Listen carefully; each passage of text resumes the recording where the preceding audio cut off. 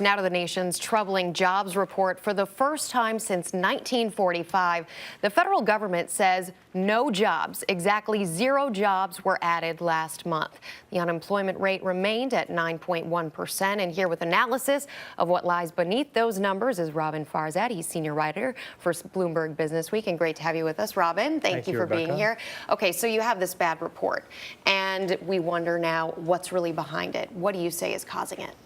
We had a real blow to the gut psychologically last month. I mean, there was a perception of a second leg in the financial crisis. Europe was coming unhinged again. We had the stock market in the United States tumble 17% from its high.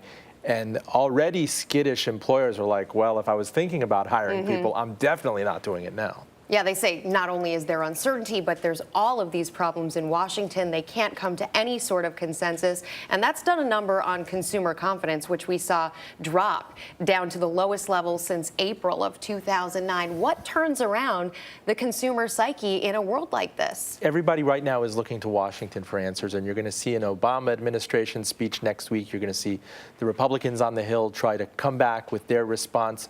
The Federal Reserve is doing everything it can. I mean, throwing everything but the kitchen sink at the problem. And there was quantitative easing 1, quantitative easing 2, now whispers of QE 3. But really, the Fed can only do so much. Now, people are looking to... Well, should they be? I mean, should the Fed be stepping in with its form of stimulus to prop up the economy? I mean, that is a huge debate in and of itself. Should they be conjuring money out of thin air? Whether it's actually getting anything done, going out there and buying bonds to keep rates down. It's not like teeny low interest rates are prompting hiring. Maybe jobs would, in a certain way, prop up consumer confidence and have that virtuous cycle where people would buy things and people would want to hire more people. So it's really a chicken or egg dilemma. Yeah. And the problem is the Obama administration is a bit hamstrung right now.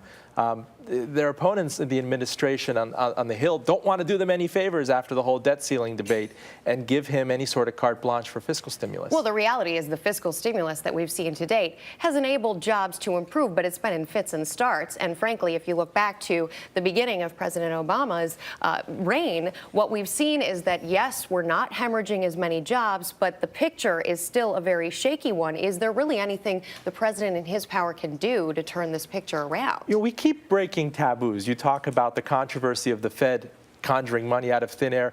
We are at the borderline, at the point right now where the next big thing the government can do is create something like a New Deal or a highway construction project, summer jobs projects. But can they get the votes for it? You're not going to get the votes to do that at a time when we're looking to cut trillions, because at some point things become so bad that everybody on Capitol Hill is going to be worried about their own tail next year. And it's like, well, people are going to be in a lousy mood going into the voting booth. And do we want to preserve our own jobs going out of that? So that type of misery is going to bring about some sort of consensus, however acrimonious things are in Washington. Well, we'll continue to follow it. Sorry for the miserable news on this Saturday. You tell it like it is. Roben Farzad, thanks for being with us. Thank you, We appreciate Rebecca. it.